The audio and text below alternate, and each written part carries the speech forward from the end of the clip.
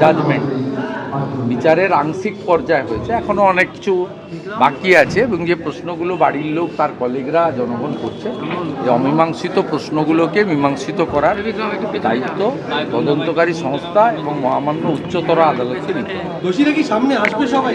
আমি বলতে পারবো, 50 জন অভিযুক্ত, আমরা তো আশা করব, এরা তো কম্পিটেন্ট, নিরপেক্ষ, রাজনৈতিক প্রভাব মুক্ত, কারণ এটা তো পুলিশ নয়। দেখুন সিবিআই তার বাড়ির লোক চেয়েছিল এবং বিকাশবাবু, অনেক পিটিশন ছিল, আমাদেরও ছিল, সিবিআই চেয়েছিলেন, ফাইনালি বাড়ির লোক বিকাশ ভট্টাচার্য ভট্টাচার্য ছিলেন। তারপরে বাড়ির লোক বলছে আমরা কখনো সিবিআই চাইনি। না, এই তো কোর্টে তো ফাইনালি ফার্স্ট ডেতে যায়নি, সেকেন্ড ডেতে চেয়েছে।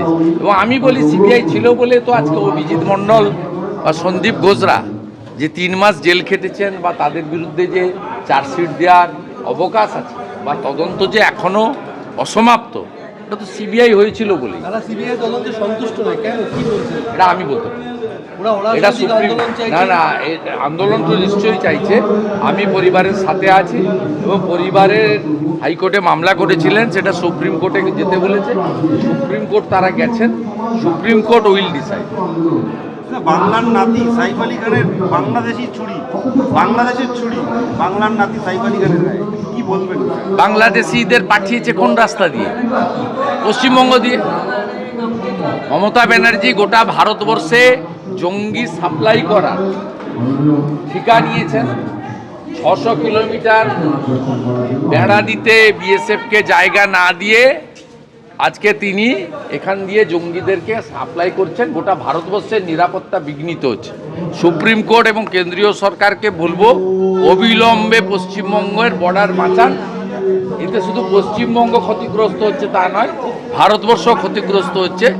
আসিফ আলী খানের মতো একজন সেলিব্রিটি এবং সাংস্কৃতিক কর্মী, তার উপরে যে বর্বরচিত আক্রমণ এবং সেই যে আক্রমণকারী, তাতে প্রমাণ হয়ে গেছে যে পশ্চিমবঙ্গ সাপ্লাই লাইন এবং এখান দিয়ে জঙ্গিরা যাচ্ছে। সংখ্যালঘু হিন্দুরা আক্রান্ত হওয়ার পর বাংলাদেশে দেখা যাচ্ছে সীমান্তে বিএসএফ আক্রান্ত হচ্ছে বিজিবিরা, কি বলবেন?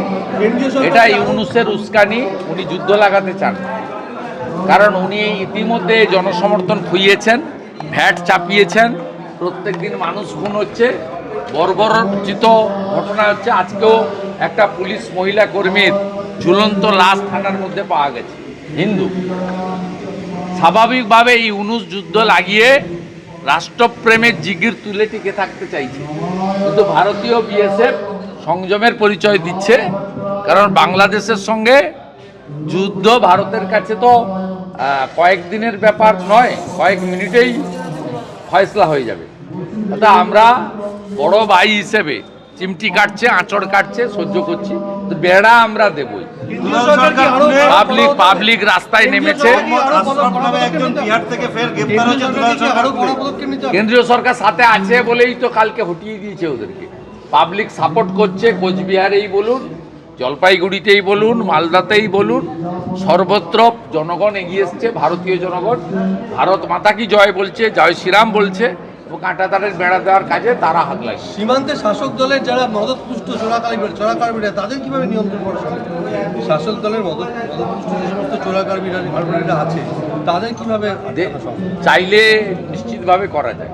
সেক্ষেত্রে রাজ্য পুলিশ তার সহযোগিতা দরকার, যে সহযোগিতাটা ত্রিপুরা, আসাম, মেঘালয়, মিজোরামের সরকার করছে বিএসএফকে বা কেন্দ্রীয় এজেন্সিকে, পশ্চিমবঙ্গে সেই সহযোগিতা পাওয়া যাচ্ছে না।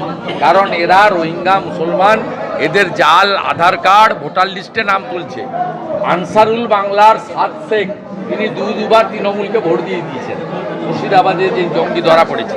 তাই এখানে একটি এমন সরকার দরকার যে সরকার জঙ্গিবাদ নির্মূল করতে কেন্দ্রের সঙ্গে হাতে হাত মিলিয়ে কাজ করবে। সে সুযোগ আসছে, 12-14 মাসের মধ্যে আসছে। বাংলার লোককে ঠিক করতে হবে যে তারা জঙ্গিদের নিয়ে, তারা বিষাক্ত সাপকে নিয়ে রাত্রি যাপন করবে না বিষাক্ত সাপকে একদম খতম করে নষ্ট করে দেবে। দুলাল সরকার খুনে বিহার যোগ, মোহাম্মদ আশরাফ নামে আরো একজন বিহার থেকে গ্রেপ্তার। বিহার যোগ নয়, তৃণমূল যোগ।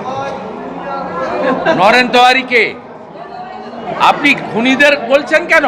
খুনিদের যিনি আনলো 50 লক্ষ টাকা সুপারি দিল, 10 লাখ টাকা পেমেন্ট হলো, তাদের কথা বলুন। মমতা ব্যানার্জি ওই জন্য ড্যামেজ রিপেয়ারিং করতে যাচ্ছে মালদা মুর্শিদাবাদ। পুলিশ কি যোগী সরকারকে ফলো করছে এনকাউন্টার তত্ত্বে? এনকাউন্টার করার ঘটনার পর কি ওটা পুলিশই বলতে পারবে, এটা এনকাউন্টার নয়, খুন। এবং এই ব্যাপারে সিদ্দিকুল্লাহ আর ফিরহাদ হাকিমের কাছ থেকে জানো। আমাদের স্থানীয় সাংসদ জগন্নাথ সরকার, স্থানীয় বিধায়ক পার্থসারথী চ্যাটার্জি, দেখুন 16 কোটি টাকা কেউ দিতে পারবে না, কোনো ব্যক্তির পক্ষে সম্ভব না, সরকার পারবে এবং ট্রাস্টগুলো পারবে।